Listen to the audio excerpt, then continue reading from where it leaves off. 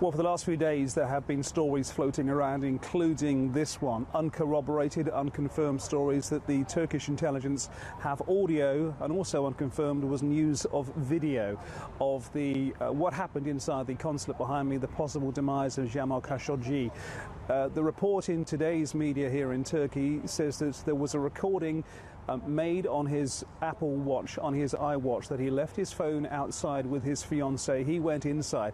Now, it is entirely possible to set off a recording on your watch that is then put into the iCloud and accessible from a telephone. So if this is true, it tallies with what we've been hearing for days about that there being the possibility of some sort of recording. Having said that, we've been speaking to the prosecutor's office here in Istanbul and also the intelligence sources that we've been in contact with. They deny that this story is true.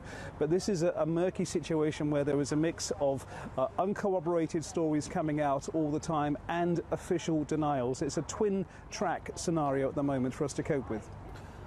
What are the specific issues in terms of the investigation that this Saudi team can help the Turkish investigators with? The Saudis have now been in town for more than 24 hours or so, and they've been in the consulate. They arrived there on Friday.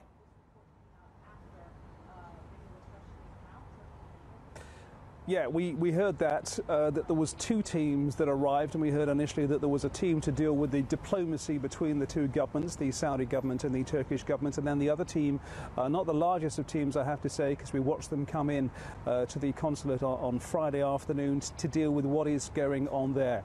There's points of clarification released to the press earlier this week were the names and the biographies of the 15 Saudi nationals who came in on two private jets to Ataturk Airport here in Istanbul, and then came to two hotels close to the consulate, went to the consular residence about 500 yards away, and then left the country a few hours later. Ascertaining exactly who they are, confirming who they are, is something that is going to be a point of discussion between the two governments, and this group can help.